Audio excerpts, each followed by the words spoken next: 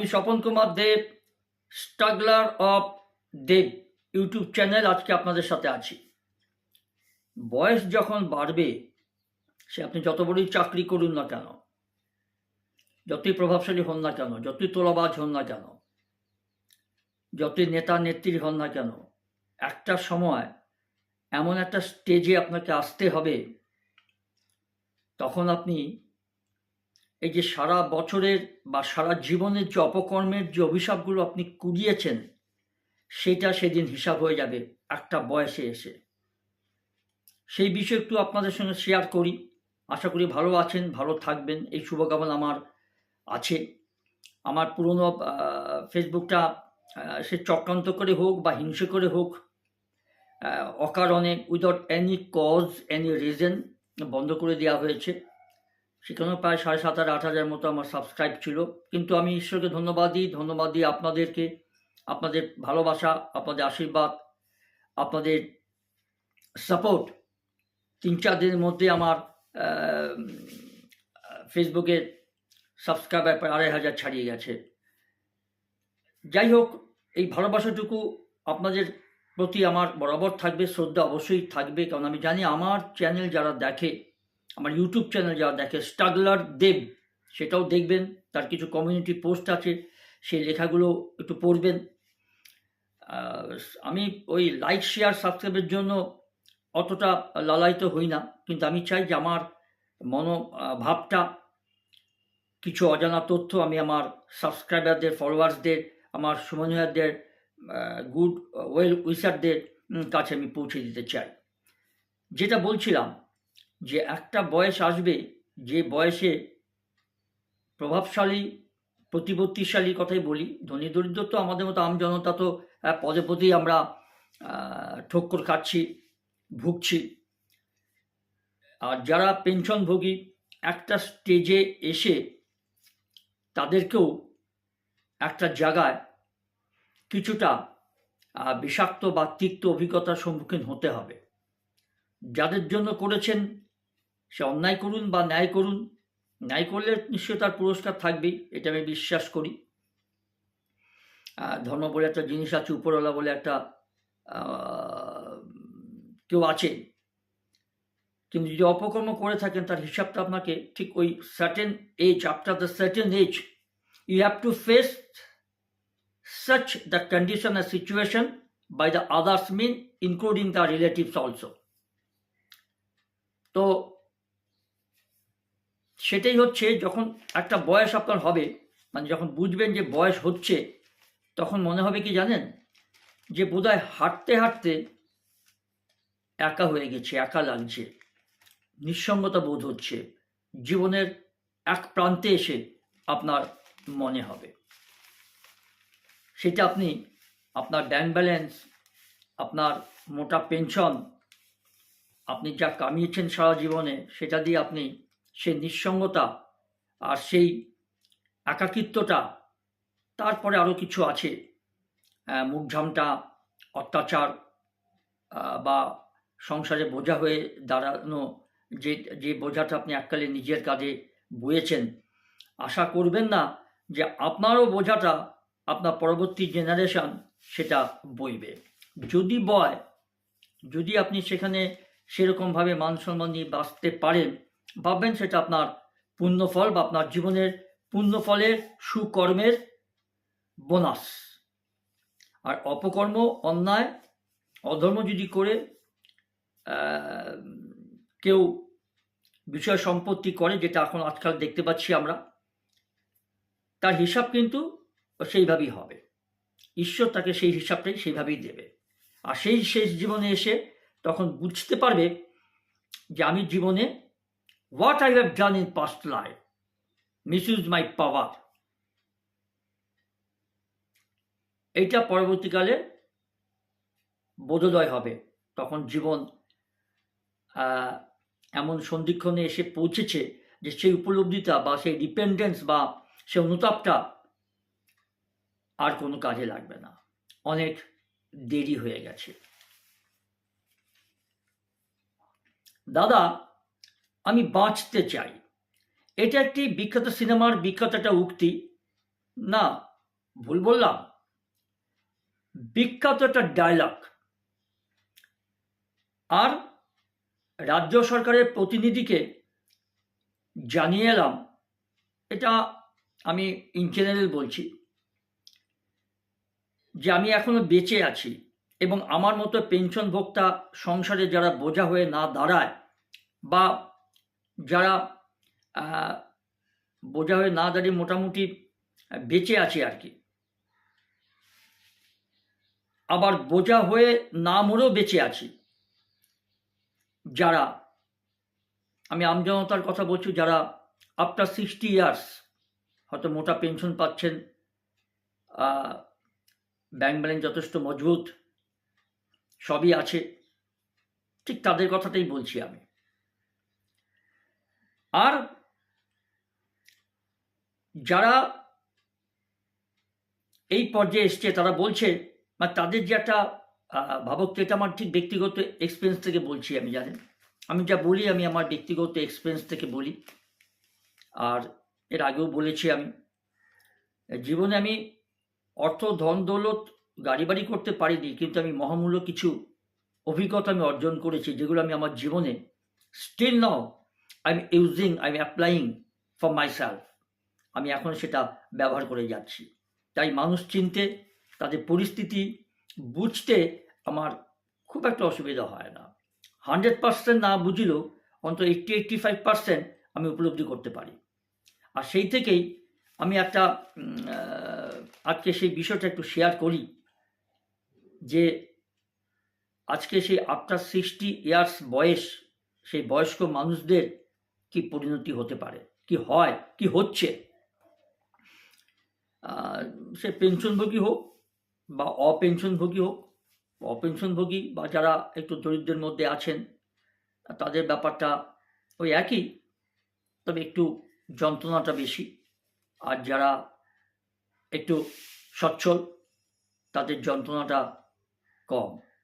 কিন্তু যন্ত্রণাটা কম হলেও মানসিক শক্তিটা একদম ঠিক জায়গায় থাকে না, অনেক কমে যায় তার লেভেলটা।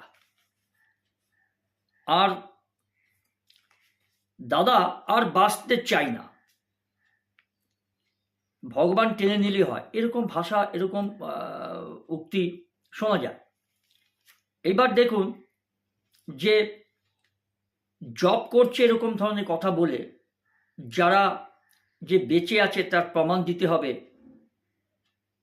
যেটা সরকারের ভাষায় জীবন প্রমাণ। যারা পেনশন পান, একটা সার্টেন টাইমে এসে সরকারি খাতে ব্যাংকে গিয়ে তাকে প্রমাণ দিতে হয় যে আমি এখনো জীবিত আছি। আর এই জীবন প্রমাণ না হওয়া পর্যন্ত প্রতি বছর নভেম্বরে এই জীবন প্রমাণ দাখিল করে বিশ্বকে জানানো হবে যে আমি বেঁচে আছি। জাস্ট এইটুকু। কিন্তু কীভাবে বেঁচে আছি সেটা কারো জানার দরকার নেই, মানে সরকারের পক্ষে জানার দরকার নেই, কারণ পেনশনের টাকাটা সরকারের খাত থেকে যাবে তো। সেই ওই বৃদ্ধ বৃদ্ধাদের পেনশনের টাকাটা দিতে সরকারের বড় কষ্ট, মেরে দিতে পারলে ভালো। অত তার থেকে 50 গুণ টাকা উড়িয়ে দিচ্ছে নিজের লোকেদের পেছনে, যেগুলো সমাজের কোনো কাজে আসে না। কতিপয় চটিচাটা রাজনৈতিক দলের কিছু মানুষের সেই সুবিধাটা হয়, তারা ফুলে ফেঁপে ওঠে। এটা কোনো আমজনতার, দরিদ্র বা সর্বশ্রেণীর কোনো উপকারে আসে না, এটাই বললাম। আর আরেকটা কথা হচ্ছে যে সব জীবন প্রমাণ জমা নিয়ে পেনশন বিভাগীয় রাজপ্রতিনিধি সরকারি কোষাগারের অধ্যক্ষকে জানিয়ে দেবে, স্যার এই মালটা এখনো মরেনি। বুঝলেন? ব্যাপারটা হচ্ছে এইটা। আর সুতরাং একে সামনের ফিনান্সিয়াল ইয়ারেরও পেনশন দিয়ে যেতে হবে। কোষাধ্যক্ষের মুখে এই ধরনের খবর পেয়ে মহারাজ, যিনি এটা স্যাংশন করেন পেনশনগুলো, সই করেন, বাবু, তাকে মহারাজই বলছি, তার কি ব্যাপারটা? ওই মহারাজ গভীর দুঃখের সঙ্গে বলবেন, বাজেটে ধরা ছিল এতগুলো পেনশন হোল্ডার এই ফিনান্সিয়াল ইয়ারে ভাগার আলো করবে। মহারাজ বলছেন, এটা একটা জাস্ট আমি আপনাদের একটা কাল্পনিক কথা বলছি, কিন্তু এটা বাস্তবিক। কিন্তু মনে মনে এই ধরনের লোক আছে। যে ডিপার্টমেন্টে আপনি চাকরি করে এসছেন, আপনার দ্বারা সে উপকৃত, আপনার অধীনস্থ কর্মচারী, আপনি পেনশন যখন রিটায়ার করে গেলেন, তারপরে সেখানে গিয়ে আপনি সেই সম্মান বা সেই ব্যবহারটা আপনি পাবেন না। আপনাকে তুচ্ছ তাচ্ছিল্য করে বাঁকা চোখে সেই মানুষটা যে আপনার এতদিন জহুজুর বলতো, আপনার অধীনস্থ কর্মচারী, আপনি তার উপরের পদে চাকরি করে এসছেন, আপনাকে বসতে বলার মতো সৌজন্যটুকু বোধ আপনাকে দেখানো, হয়তো দেখলে আপনাকে খুব বিরক্তি ভাব তার মুখে প্রকাশ পাবে, যে আর এই বৃদ্ধটা আবার এসছে, আবার আমার কিছু সময় নষ্ট করবে। জাস্ট এই ধরনের মানসিকতা। আর এতগুলো পেনশন বন্ধ হলে অনেকগুলো টাকা বাঁচতো, মহারাজ বলছে। আর ওই টাকায় আরও কিছু আর্থিক অনুদানের প্রোগ্রাম চালু করা যেত। হাসপাতালগুলোতে খোঁজ নিয়ে দেখো তো, অধীনস্থ কর্মচারীকে বলছে মহারাজ, তারা বছর ডেথ সার্টিফিকেটের কোটা পূরণ করতে পারছে না কেন? আর যেখানে সুস্থ লোক 2 পায়ে ঢুকলে 4 পায়ে চেপে বের হয়ে আসে, সেখানে এত গাফিলতি কেন? কথাটা ঠিকই বলেছে। সুস্থভাবে আপনি হয়তো হাসপাতালে ঢুকলেন, তারপরে আপনাকে ওই খাটিয়া ধরে, 4 পায়ে খাটিয়া ধরে আপনাকে মৃত অবস্থায় বেরিয়ে আসতে হচ্ছে। এটি আজকে আমাদের সমাজের চিত্র। আর যারা ওই যে বললাম, খুব 100% মানে খুব কম শতাংশ, একদম ভগ্নাংশ, হয়তো 0.1% সুখে জীবন কাটাতে পারে। মানে পারিপার্শ্বিক, পরিবার পরিজন থেকে শুরু করে আত্মীয় স্বজন, সমাজ হয়তো থেকে তাকে অন্তত সেই সহানুভূতিটুকু, সেই সম্মানটুকু দেয়। সেই সংখ্যাটা সমাজে অনেক কম। মাসে এই একটা দিনই সংসারে গরগ্রহ বুড়োদের কদর, পেনশনের টাকাটা হস্তগত করার জন্য প্রতি মাসের 1 তারিখে ব্যাংকে বা পোস্ট অফিসে সর্বত্র একই ছবি।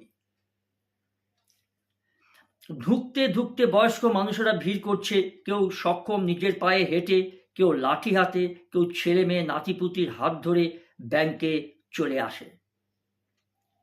জানেন, নিজেদের মধ্যে সুখ দুঃখের কথাগুলো বলে ব্যাংক, পোস্ট অফিসে, যেখানে তারা পেনশন তুলতে যায়, তাদের সমবয়সী লোকদের সঙ্গে। আর হয়তো চেষ্টা করে যে তাকে নিয়ে এসছে, সে তো খুব সহানুভূতি সহকারে হয়তো আসেনি। দাদু হতে পারে, ছেলে হতে পারে, নাতি হতে পারে, নাতনি হতে পারে, হোয়াট এভার। একমাত্র নিজের স্ত্রী কষ্টটা স্বীকার করে ওই বৃদ্ধা স্বামীকে, ওই বৃদ্ধা ব্যাংক, পোস্ট অফিসে নিয়ে যাবে পেনশনটা তোলার জন্য। কারণ ওই লোকটা বর্তমানে তার স্ত্রীও সেই পেনশনের অন্তত 0.5% পাবে। সেই মানসিকতাটা নেই, উনি এই সহানুভূতিটুকু দেখাবেন, আর বাদবাকি কথা আপনি সেরে দেন। আর এই সুখ দুঃখের চেয়ে, জানেন, এই সুখের চেয়ে দুঃখের কথা, অসুখের কথাই বেশি হয়। কোমরে ব্যথা, হাঁটু কনকন করছে, ক্যান্সার, অম্বল, অনিদ্রা, অনাহার, সংসারে অশান্তি, ছেলের শাসানি, বৌমার মুখ ঝামটার কাহিনী নিয়ে ছেলে বৌমার পিণ্ডি চটকানো, এগুলো কমন জিনিস। এগুলো মোটামুটি সেই আলোচনাতে থাকে। দুই বৃদ্ধ, দুই বৃদ্ধা, মানে বা দুই বৃদ্ধা, কেউ কাউকে চেনে না, হয়তো কোনোদিন তারা ওই একই বয়সে রিটায়ার করে ওই একই জায়গায় একই দিনে হয়তো ওই ব্যাংক বা পোস্ট অফিসে গিয়ে তারা পেনশনটা তুলতে এসছে। তখন এই হৃদয়ের কথার আলোচনা, আদান প্রদানগুলো, এই কমন জিনিসগুলো হয়। আর নাতিটাকে আর কি বলে জানেন? এতগুলো কথা তো বললাম, তারপর একটা কথা বলে যে নাতিটাকে ঘেঁষতে দেয় না। পেনশনের টাকা কটা না থাকলে খেতেও বোধহয় দিত না ছেলে বা ছেলের বউ। কত কষ্টের ব্যাপার, কত দুঃখজনক। এগুলো আমার উপলব্ধি হয়েছে, জানেন। এগুলো আমি ব্যক্তিগতভাবেও শুনেছি, আমাকে বলেছেন, তাই আমিও সাবধান হয়ে গেছি। তাই আপনারাও সাবধান হয়ে যাবেন। তো আমি আমার দিক দিয়ে আপনাদের বললাম কথাটা। আর যদি পেনশনটা না থাকতো তাহলে হয়তো ছেলের বউয়ের সংসারে টাকা দিয়ে এইভাবে খেতে হতো না, তো মুখঝামটা খেয়ে মরে যেতে হতো। আর আমার স্ত্রী পেনশন পায়, তো আমার স্ত্রী কিন্তু ছেলের বউয়ের সংসারে রীতিমতো টাকা দিয়ে খেতে হয়।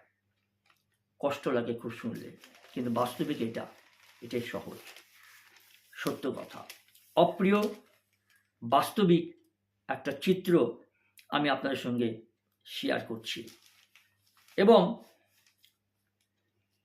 আর এই যে ভদ্রলোক বলছেন যে আমার স্ত্রীকেও জানেন ওই ছেলে বউয়ের সংসারেও টাকা দিয়ে খেতে হয়। কথা শেষ নেই, সারা মাসের জমানো কথা ওই একটা দিনে যেদিন পেনশন তুলতে আসেন ব্যাংক বা পোস্ট অফিসে, সেদিনই উজাড় করে দেন সারা মাসের জমানো সুখ দুঃখের কথা। সুখ তো নেই, দুঃখের কথাগুলি বলছি। আর যাদের সুখ আছে সেটা ঠিক আছে, সেটা ভালো, কিন্তু সেগুলো ওই যে বললাম আপনাকে 100% মধ্যে খুব কম শতাংশ আছে। আর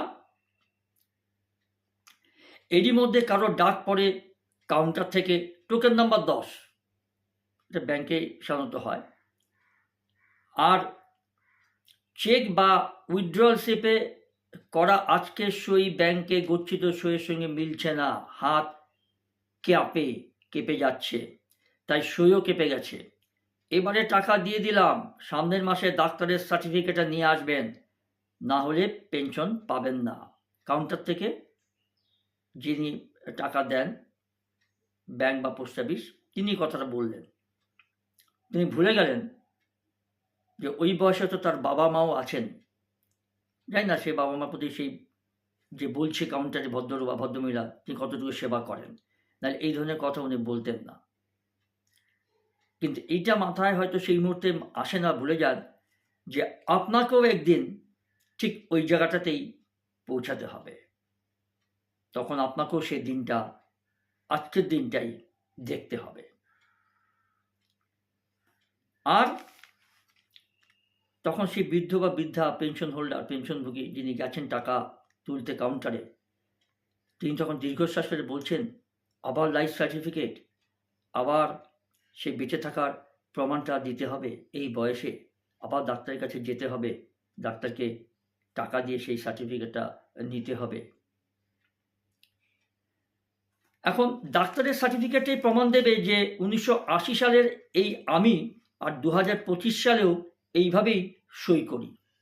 তবে কিন্তু পদবি অনেক বড়, 12-13টা অক্ষর এদিক ওদিক হাত পা ছড়িয়ে ছিটকে যেতেই পারে। তা বলে বাতিলের দোলে কেন পড়ব, কেন ফেলে দেবে, কেন এত ঝঞ্ঝাট বাঁধাবে? কে উত্তর দেবে এগুলো? উত্তর কে দেবে? না গভর্নমেন্ট দেবে, না গভর্নমেন্টের ওই তল্পি বহা সরকারি চাকরিজীবীরা দেবে, যারা আপনাকে ওই পদে বসে পেনশনের টাকাটা গুনে গুনে প্রতি মাসে দেন ব্যাংকের ওই কাউন্টারে বসে, সে ক্লার্ক হোক আর যেই হোক। তবে ব্যতিক্রম বলতে, তারপরে বাতিলের দলে কেন ফেলবে এই প্রশ্নটা যখন কোনো বৃদ্ধ বৃদ্ধার কাছে আসে, যে আবার জীবন সার্টিফিকেটটা আমাকে আনতে হবে, লাইফ সার্টিফিকেট দিতে হবে, এইভাবে খুব কর্কশ্বরে বলে, মানে এমনভাবে বলে মনে হচ্ছে বোধহয় সেই কর্মী, ব্যাংকের সেই কর্মী, তার পকেট থেকে উনি ওই বৃদ্ধ বৃদ্ধাদের দান করছেন, দয়া করছেন। তিনি তার সারা জীবনে কষ্ট করে পরিশ্রম করে চাকরিটা করে এসছেন, তার পেনশনটা তিনি তুলতে এসছেন। এটা বোধোদয় হয়, কিন্তু চরিত্রটা কখনো পাল্টায় না। পাল্টাবে কবে জানেন? ঠিক এই সময় এই বৃদ্ধ বৃদ্ধাদের মতোই সেই যখন আপনার 60 ইয়ার্সে ঠিক এই সিচুয়েশনে পড়বে, তখন যখন তিনি ফেস করবেন, তখন তিনি বুঝতে পারবেন what is the real life, what is the family, the definition. সেদিন such type of the person of the society can realize what I have done in my past life for them, or what I am still getting the result from them. এটা সবার জীবনে আসবে। কিছু খুব কতিপয় সংখ্যক বাদ দিলে অধিকাংশ জীবনে এই জিনিসটা হয়ে থাকে, আর ভবিষ্যতেও ইট উইল হ্যাপেন, এটাও ঘটবে। আর যেটা ব্যাপার, এরকমই একটা দীর্ঘশ্বাস পেলে তখন এই বৃদ্ধ বলতে বলতে যান, আগামী মাসে আবার আমাকে লাইফ সার্টিফিকেট আনতে যেতে হবে, কাকে সঙ্গে নিয়ে যাব, কাকে তোষামত করব, একা তো যেতে পারি না, ভয় লাগে যদি কিছু হয়ে যায় রাস্তায়। আর একটা ব্যাপার যে ডাক্তারের এটা তো আছেই, যে আমি তো এক ব্যক্তি, অভিন্ন ব্যক্তি, তবে আমাকে কেন আবার লাইফ সার্টিফিকেট আনতে বলছে, সইটা মিলছে না বলে, এইটুকু বুঝতে পারতো না যে এই মানুষটা তো আসে, আর এই বয়সে নিশ্চয় জালিয়াতি করবে না, এই বয়সে হাত কেঁপে যাওয়ার ফলে হয়তো সইটা এদিক ওদিক হয়ে যাচ্ছে। বৃদ্ধ নিজের মনে বা বৃদ্ধা সে পেনশন হোল্ডার বা পেনশনভোগী মানুষগুলো কাউন্টারের সময় এই কথাটা ভাবে যে আমরা তো সেই ব্যক্তি, আমরা তো দ্বিতীয় ব্যক্তি বা কোনো অভিন্ন ব্যক্তি নয়, তবুও আমার সঙ্গে এরকম ব্যবহার করছে কেন? কে উত্তর দেবে এগুলো? There is no question of this answer, যে এর কোনো ক্যান্সার নেই। এটাই সমাজ, এটাই আমাদের দেশের নিয়ম, এইভাবেই চলে আসছে। You haven't right to question ask such the emotion, এটাই আমি বলতে চাইছি। এবার দেখুন যে ডাক্তারের এবার যে পরিস্থিতিটা হয়, যে ডাক্তারের টেস্ট বলেছে আমার হার্টের অবস্থা বদলেছে, মানে ভালো নেই, প্রোস্টেট বেড়েছে, চোখের মাথা কি জিনিস জানি না, তবে লোকে বলে সেটা নাকি আমি খেয়েছি, চোখের মাথা খেয়েছি। আগে নাম হলেও এখন নাকি ভীমরতি হয়েছে, লাংস মানে ফুসফুস কম কাজ করছে, কমজোরি হয়ে গেছে, আর সেখানে নাকি অক্সিজেন ঢুকছে না, লিভারে চর্বি জমেছে, অস্থি সন্ধির সাইনোভিয়াল ফ্লুইড শুকিয়ে গেছে, হাড় মরমর করে মানে মরমরি রোগ ধরেছে, যাকে ডাক্তারি ভাষায় অস্টিওপোরোসিস বলে, হাড় ক্ষয়ে যায় একটা নির্দিষ্ট বয়সে এলে।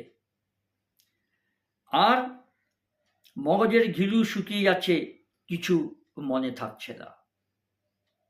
এগুলো পেনশনভোগীদের, বৃদ্ধাদের ওই বয়সে, certain age after 60 years onwards, এই অনুভূতিগুলো হচ্ছে।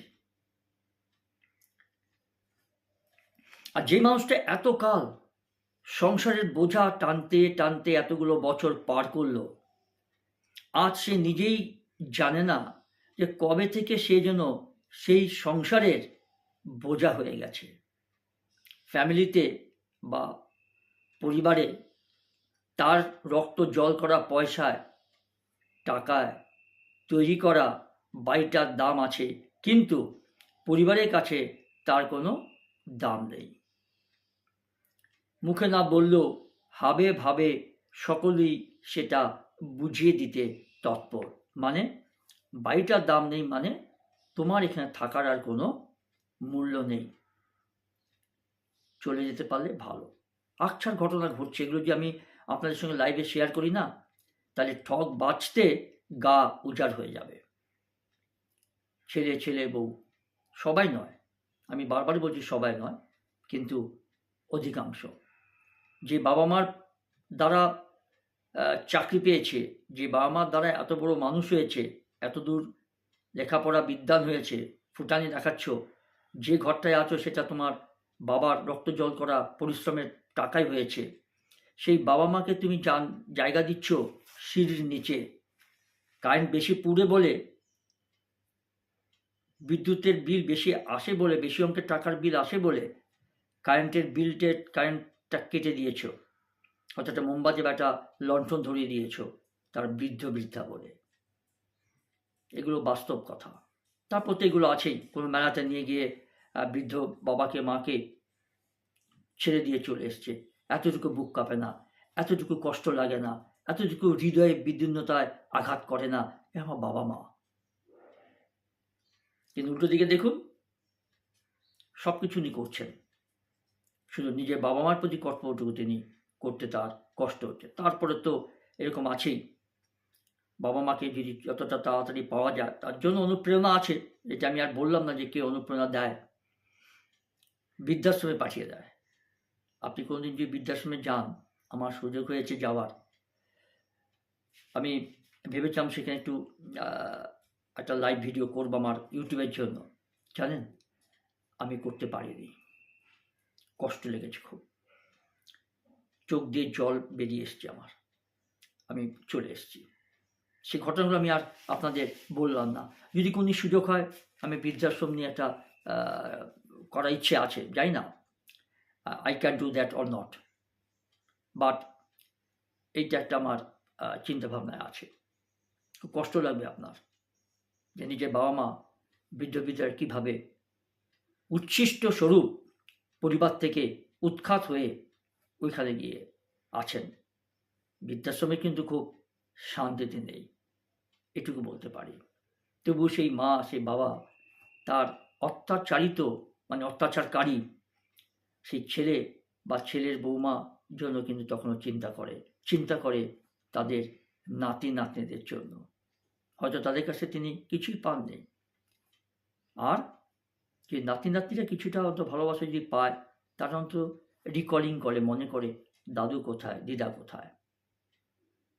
কি শিখলো বাবা মার কাছ থেকে? যে বৃদ্ধ বয়স হলে বাবা মাকে অত্যাচার করো, বৃদ্ধাশ্রমে পাঠিয়ে দাও, আর they will get the same result from their children. এটাই ভবিতব্য, সেটাই আমি আমার লাইফের গড়ার কাজ এই কথাটা বলছিলাম। আর বয়স হওয়ার সঙ্গে সঙ্গে বড় ঘরটা ছেলে বউয়ের দখলে চলে যায়, এটা ঘটনা, এটা হতেই পারে, হবেও তাই, হচ্ছেও তাই। সিনিয়র সিটিজেনের ঠাঁই হয় সংসারের সিঁড়ির তলার ঘরে, আর দাবাখেলা শেষ হলে রাজা মন্ত্রী বোর্ডে সবাইকে একই বাস্কে রাখা হয়। রাজা মন্ত্রী পদস্থ আমলা অফিসারের কোনো আলাদা সম্মান থাকে না। এইভাবে জীবন প্রমাণ দিতে দিতে একদিন একলা এক ঘরে থাকা সেই মানুষগুলো সব কিছু ছেড়ে সত্যিই মরে যায়। এগুলো আমার ব্যক্তিগত অভিজ্ঞতায় বলছি, জানেন আমি এগুলো দেখেছি, চেষ্টা করেছি কিছুটা সাহায্য করার জন্য। হয়তো তার বিনিময়ে সেই ছেলে বউয়ের, ওনার ছেলে বা ছেলে বউয়ের কাছে আমাকে কটূক্তি শুনতে হয়েছে, সম্পর্কটা নষ্ট করে গেছে, বাট আই ডোন্ট কেয়ার। আমি ওই জন্য মানুষদের সম্পর্ক রাখুক বা রাখুক আমি পরোয়া করি না, জীবনে আমি কোনো কিছুই পরোয়া করি না। চাকরি করেছি, একদম রেলা মেরে করেছি, অন্যায় করিনি, আমার বাবা মাও করেনি, বাবা মার যত সেবা যত্ন আমি করেছি, যার জন্য ঈশ্বর আমার যতটুকু দিয়েছে, আই অ্যাম হ্যাপি। তাই এই দুঃখ কষ্টগুলো আমাকে জ্বালা দেয় বলে আমি আপনাদের সঙ্গে শেয়ার করি, কারণ আপনারই আমার আপনজন, আপনারই আমার একদম, I think so that you are very much closed friends, নয় only but also a close related persons, এটা মনে করি। তাই জন্য সব কিছু আপনাদের সঙ্গে আমি শেয়ার করি। আর যেটা বলছিলাম যে কেউ জানতে পারে না যে বৃদ্ধ এইভাবে মারা যায়, ছেলের বউ হোক, আত্মীয় স্বজনদের অত্যাচারে হোক, বা আর কারো সমাজে কারো দ্বারা যদি হবে, এই ধরনের ঘটনা এইভাবেই তারা একদিন খুব কষ্ট করে, দুঃখ করে, অত অভিশাপ দিতে দিতেই চোখের জল ফেলে এই দুনিয়া ছেড়ে চলে যান। এক সময় তিনি কষ্টার্জিত পয়সা, সে আমি যেটা আগে বলেছিলাম যে পাপ করে অবৈধভাবে হোক বা বৈধভাবে হোক, তার বিচার তো আছেই, হবে। তো যে সৎ মানুষটার প্রতি যদি এরকম হয়, তখন কষ্ট লাগে, দুঃখ লাগে খুব। সমাজ, জেনারেশন কোথায় যাচ্ছে, কি শেখাচ্ছি আমরা, আমাদের ছেলেমেয়েরা কি শিখবে এগুলো দেখে। আর একটা কথা, জাপানি ভাষায় এই একলা মৃত্যুর নাম কি জানেন? কোদোকুশি। পরিসংখ্যানে জানা যায় যে 2024 সালের প্রথম 3 মাসেই জাপানে এই একক নিঃসঙ্গ মৃত্যু 20,000 ছাড়িয়ে গেছে। Can you imagine? এদের সৎকারের জন্য ডেথ ক্লিন আপ ইন্ডাস্ট্রি তৈরি হয়েছে জাপানে। কিন্তু আমাদের দেশে সেই সিস্টেমটা এখন নেই, বিদেশে আছে। বিদেশে আপনি ইংল্যান্ড যান, আমেরিকা যান, বৃদ্ধ বৃদ্ধা অসহায় মা বাবাকে বাধ্যতামূলক যত্ন নেওয়া, দেখাশোনা করার দায়িত্ব ছেলে মেয়ের। এই আইনটা আছে। না হলে ছেলে মেয়ের প্রতি সেখানকার আইন আদালত একটা কঠোর ব্যবস্থা নিয়ে থাকে। আমাদের দেশে এসবের বালাই নেই। কারণ কি জানেন, উপর থেকে নিচ পর্যন্ত সবই চোর। নাহলে আমাদের রাজ্যে কোনো 72-76 বছরের বৃদ্ধ, সে 3 বছর 3.5 বছর জেল খেটে আসার পরও বলে যে আমার তো বউ মরে গেছে, আমি একটা বান্ধবী রেখেছি, তার দোষ কি? নির্লজ্জভাবে বলেছে। হোয়াট এভার, আমি এটা কথা প্রসঙ্গে চলে এলাম। এটা ঘটেছে বলেই বলছি। কদিন আগে জেল থেকে ছাড়া পাওয়ার পর আর কি, মানে জামিনে আছেন। তো ওই বৃদ্ধের অনেক কীর্তি আছে, সেটা আপনারা সকলেই জানেন। তো ওই বয়সে এসে এই ধরনের কথাও সমাজকে শুনতে হয়। রিপোর্টাররা যখন বাইট নিতে গেছেন, ঠিক এই ধরনের কথা বলেছেন। কারণ বান্ধবীর ঘরেও 250-300 কোটি টাকা পাওয়া গেছে।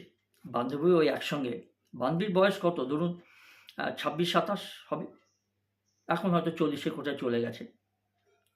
যখন ওই দুজনের মধ্যে 70-72 বছর বয়স, উনি ছিলেন একটি রাজনৈতিক দলের খুব প্রভাবশালী নেতা মন্ত্রী। বয়সের ফারাকটা দেখুন, নাতনির মতো বয়স।